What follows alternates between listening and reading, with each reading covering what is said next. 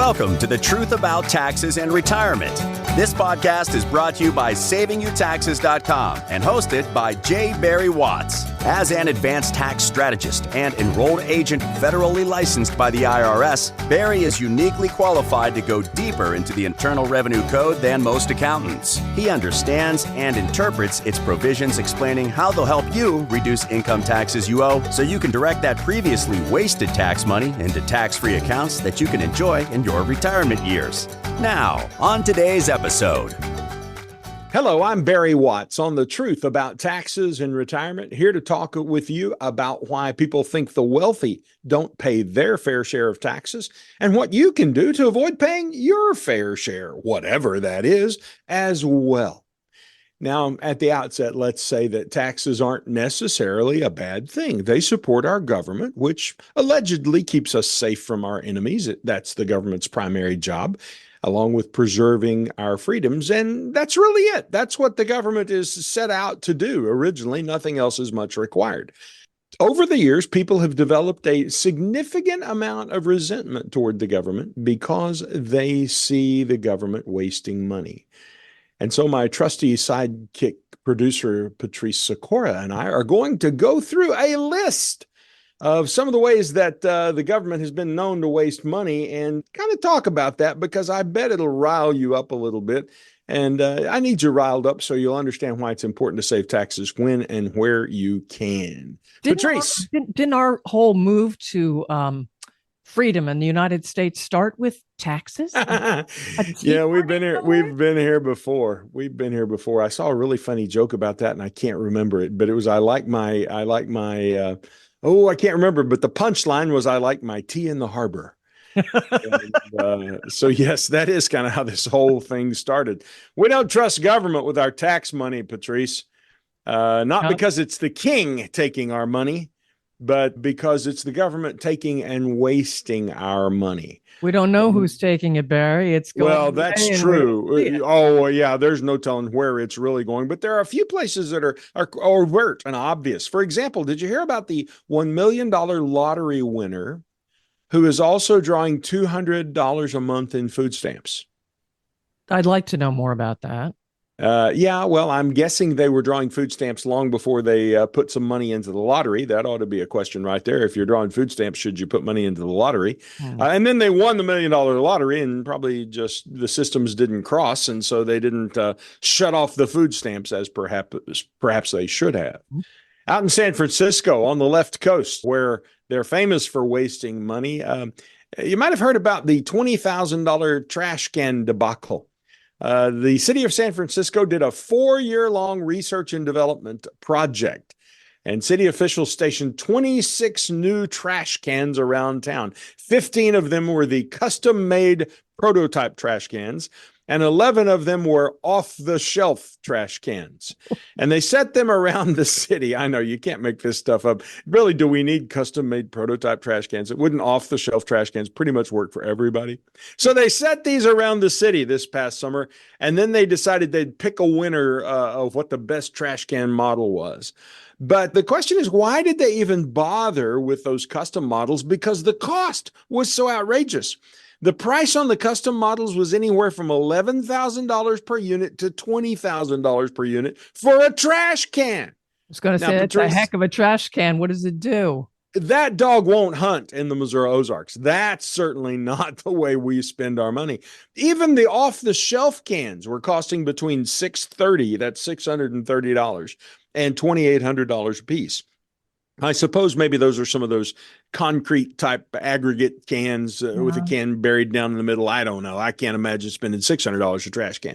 But that's just one of the things that the government's wasting money on. Now, out more toward your end of the country, on the far right coast, so to speak, although it's not really the right coast, is it? No.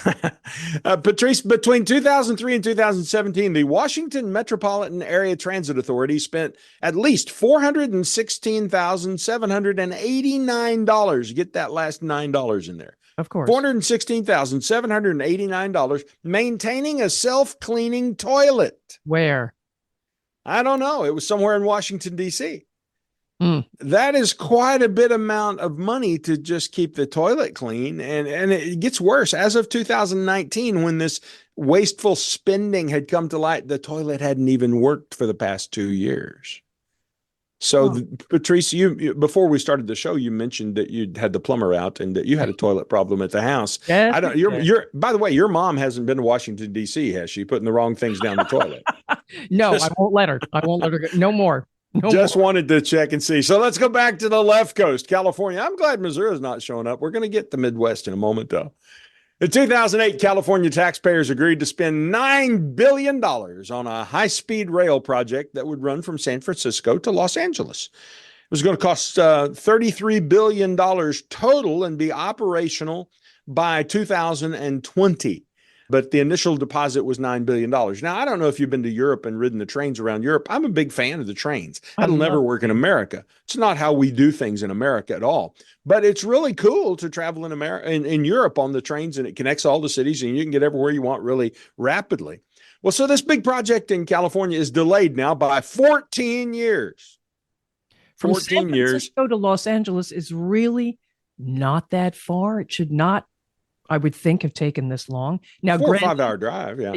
Yeah. I mean, why not put a train from Los Angeles to Missouri or to New York that is high speed?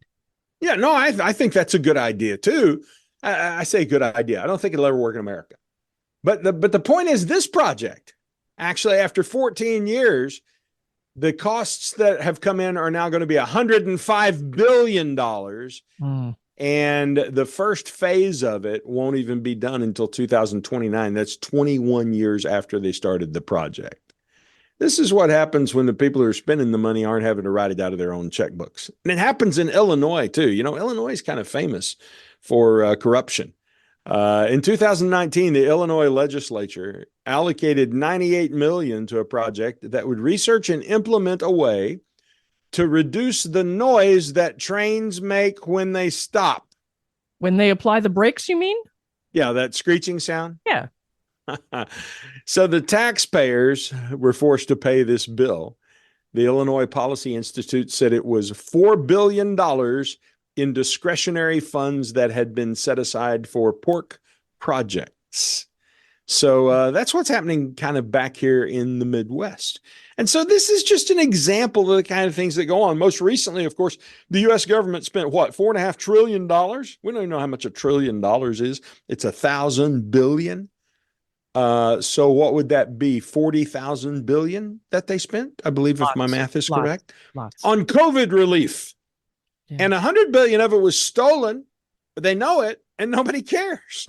That's according to the Secret Service. So where did all that money go? Well, they did find 31 million of it used by 4 different individuals to buy luxury cars, Porsches, Ferraris, and Lamborghinis. That's just the kind of taxpayer waste that we're seeing, or I should say waste of taxpayer money. But I think you should feel peaceful about it, and here's why. Because in 2022, the federal government spent $3 million to build a new Gandhi Museum in Houston, Texas. Wait a minute, Gandhi as in? Mahatma Gandhi? Mahatma? Yeah, the Indian dude, you know? In Houston? Yeah. And so the question is, I don't know. You know, I guess there's Indians in Houston who want something for Gandhi, peace in Houston. The point is, if you want to build a museum to Gandhi, build a museum to Gandhi. I don't care. But don't use my tax dollars to do it. Understood. And so this is why people are angry. And this is why they don't want to send their tax money to Washington. But the law requires that they do it. But the law is so convoluted, Barry. It's not simple. Well, and that's the simple part of it. At least we try to make it simpler. So here's what we do at the Wealth Care Corporation. We have a team that includes tax strategists, CPAs, and financial advisors as well, who work with people in different areas. But specifically, when it comes to saving taxes, here's what we want people to understand, Patrice. The tax code, over 70,000 pages long, consists of red lights, which say, stop here, you must pay this tax, and green lights, which say, except or unless. So think about that. Stop, pay this tax, except, stop, pay this tax, unless And so most of the people who are in the tax preparation business, the people who are giving guidance to business owners and even just retirees, tend to be CPAs, certified public accountants, qualified to make sure all the numbers line up correctly and tally out like they're supposed to at the bottom, and experts at getting those numbers onto the forms, but they don't necessarily know the tax code. They know where the red lights are that say stop and pay, but they don't know where the green lights are that say accept and unless. And CPAs tend to only be focused on red lights. And I've got some examples of that. So I've got a woman I talked to just this week. She owns a health clinic in Springfield, Missouri. She also owns a farm. And on her farm, she wanted to get some cows and create some farm expense deductions. Now, everybody in Southwest Missouri does that. Everybody who owns lands. That's what happens. And so she said to her CPA, I'm going to put some cows on the farm and take a deduction for my farm expenses. And the CPA said to her, you can't do that. And the CPA is a local? Well, yeah, he is a local. Wow. He didn't know what he was talking about. Now, what he really, really meant, I think, was, well, if you do that, there are some rules you have to follow. And that's absolutely That's true. fine. Yeah. There are some rules you have to follow. But the point is, this lady wanted to do it. She already had the land. She knew that doing so would create some tax deduction for her. And instead of embracing the idea and saying, you go for it, girl, the CPA said to her, no, you can't do that. And so she's all boiling mad and she wants to talk to me about it. And we had that conversation. I told her CPA was wrong. But guess what? Her CPA is also her business partner in another business. That's awkward. Yeah, so she can't break up with him, so to speak. So she's kind of tied into this. And it really, really is awkward. And this whole concept of all these outrageous taxes that people are paying and then they're being wasted, and the CPA community not telling people how they can reduce taxes, that brings to mind this theme that we're focused on here in our podcast today, which is why wealthy people don't pay as much taxes as regular people. Why aren't the other guys paying more tax? You may remember when Mitt Romney ran for president, one of the big stinks that came up is there was a conversation about the one percenters, the people who were in the top 1%. And Mitt Romney was one of those people. He's a very wealthy person. But when it came out, Romney wasn't paying as much tax as a lot of people who are taking a lunch bucket down to the factory every day. He was paying a lot more dollars, but he wasn't paying as much in percentage terms, a percent of his income. And people are all lathered up and mad about it. Well, guess what? The reason he wasn't paying as much in percentage terms is because he had a lot of really smart people helping him to reduce the percentage he had to pay. I've got an example for you. I know a guy who last year had gross income of about somewhere between $7 and $8 million. And his taxable income last year was somewhere in the neighborhood of $2 million. Now, just think about it for a moment. If you had $2 million in taxable income, and we know that the top tax bracket federally right now is 37%, and you add 5% in it to take care of the people up in the state capitol, going to be about 42%, 2 million times 42%. We're going to be about $840,000 in tax, roughly is kind of what we would think. You know how much tax this guy paid? He paid $140,000 in taxes, only 7% of his income. How is that possible? How can you do that? You can do it because, in this case, these people know the tax code and how to use the tax code to their advantage. It's how to use the green lights. That's right. Find the green lights. Show me a green light. And if you can just walk up to your CPA and say, you know, you're just red light, red light, red light, red light. Could you show me a green light? You know what your CPA is going to do? He's going to laugh. He's going to. So you fill out your forms. Go ahead. You fill them out. Yeah. He doesn't know about the green lights. And so you've got to know the tax code. You've got to work with somebody who knows the tax code and somebody who's willing to appropriate the tax code, the green lights for your situation.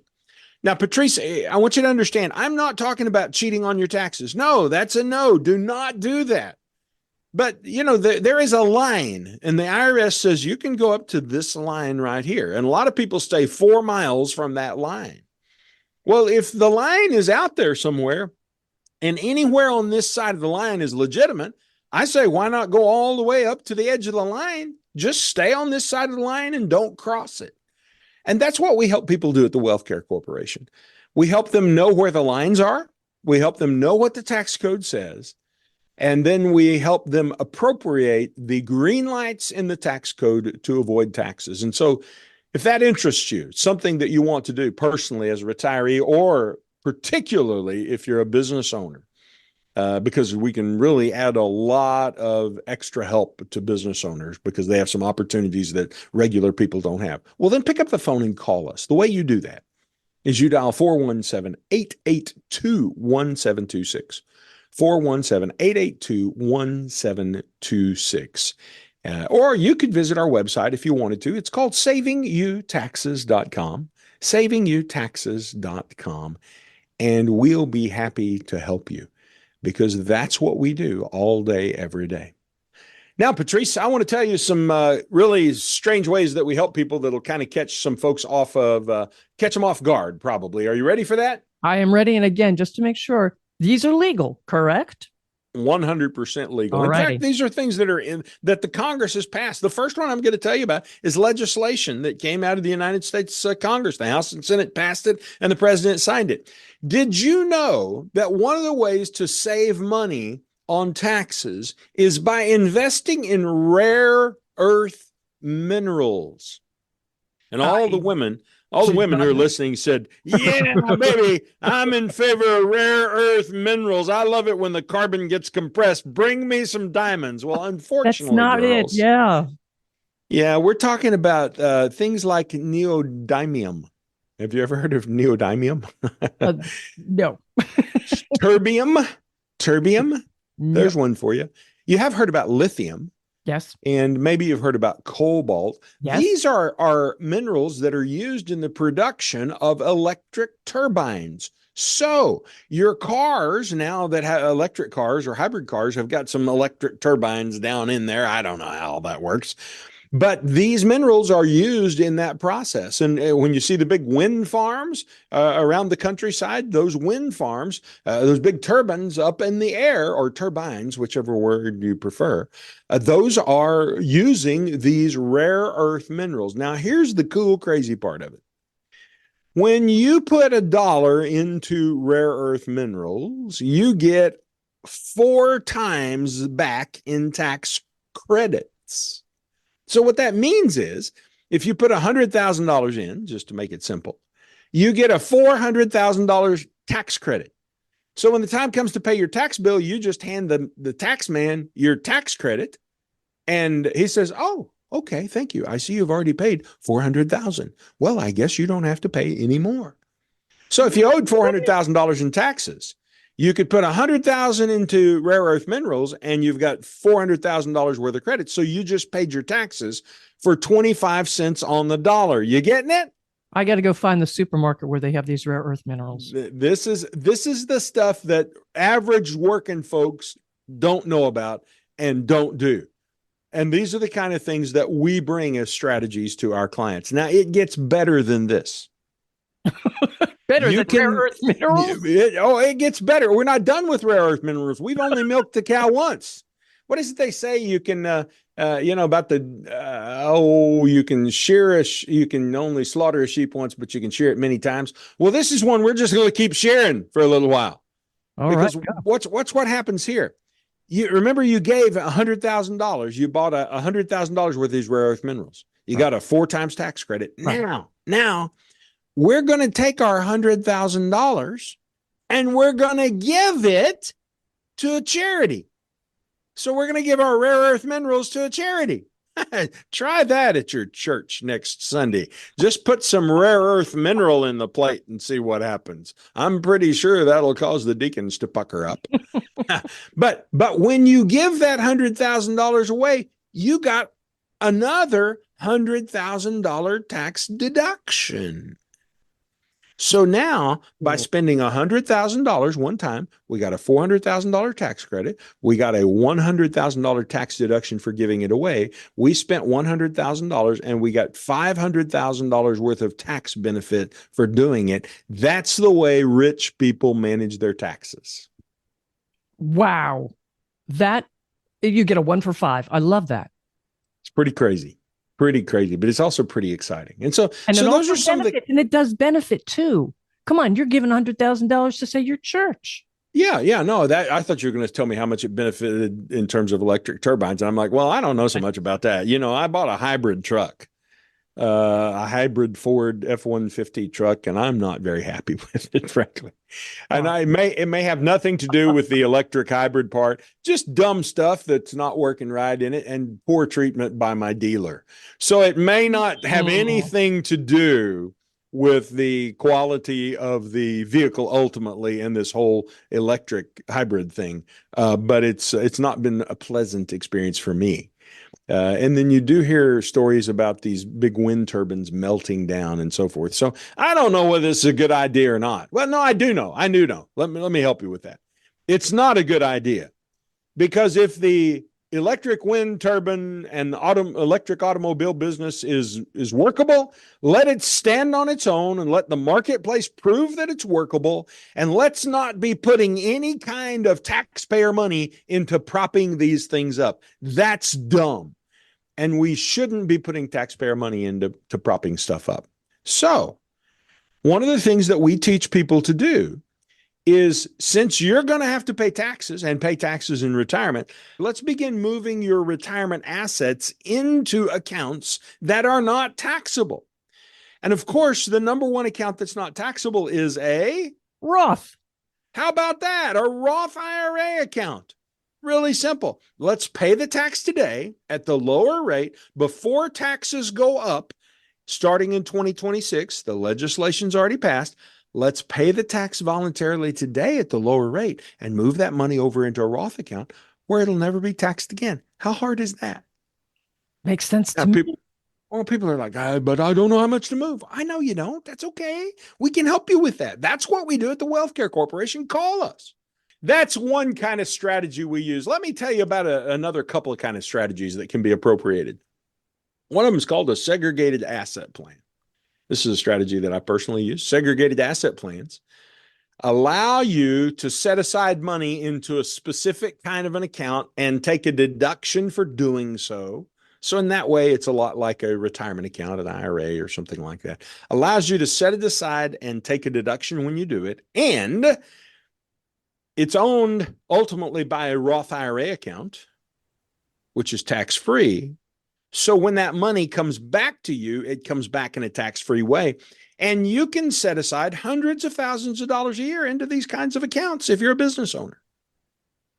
And so that's a strategy that we love to use, and we have clients who are using them very, very successfully. It's really a strategy for big corporations to put millions of dollars into, and they don't have the Roth IRA accounts. They're just using it to create deductions today and take the money cheaper later as capital gain.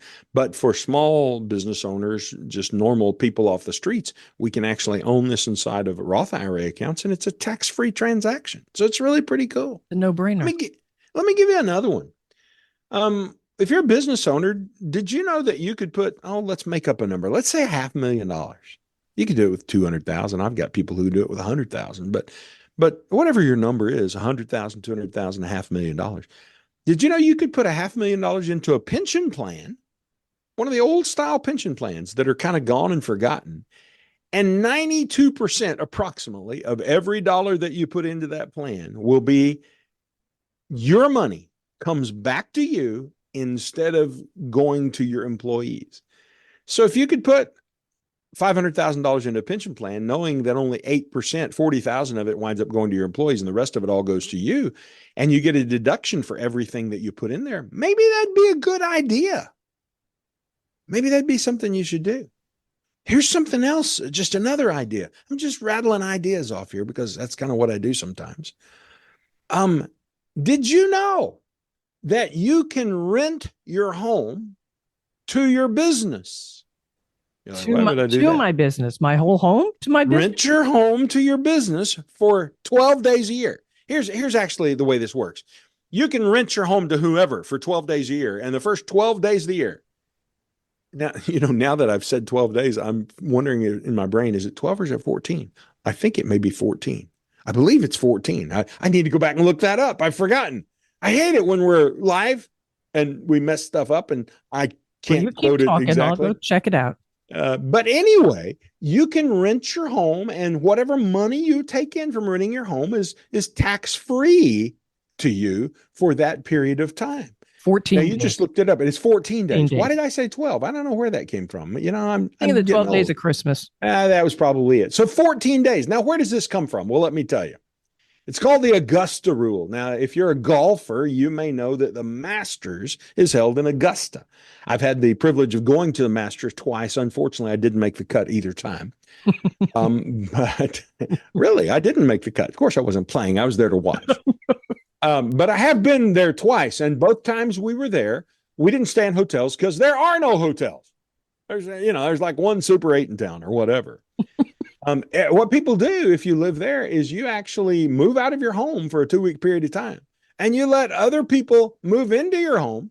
So corporations rent these homes, and for Lord only knows what kind of god-awful price.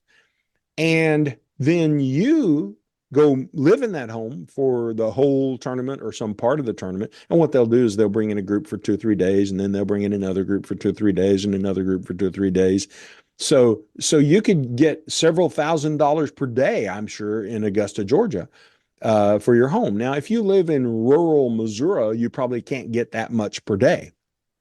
And by the way, nobody wants. I'm sorry, unless it's a solar eclipse coming up. Well, maybe something. Yeah, that could be something goofy like that. So your rent may be less.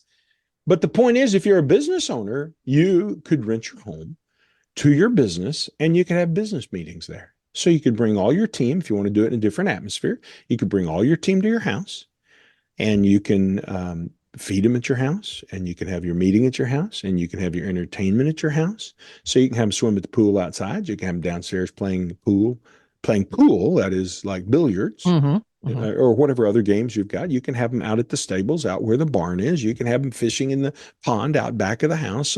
All these different things are possible. And whatever the fair rental rate is on that home, which is determined by what it would cost you to go rent a similar resort type property for that, well, then that's money that you could pay from your business, deduct it in your business, and then receive it yourself and not pay any tax on it. So that's called the Augusta Rule. And you bring this up to your CPA, and I'm just going to tell you right up front, what they're going to say is, well, I don't know. It might raise some red flags. Oh, bullpucky. It's either in the tax code or it's not. And if it's in the tax code, you can do it.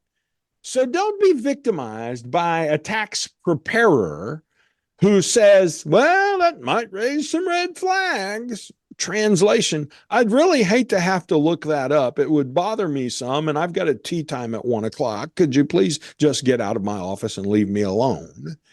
Don't let them intimidate you that way. Instead, make them dig out the rules.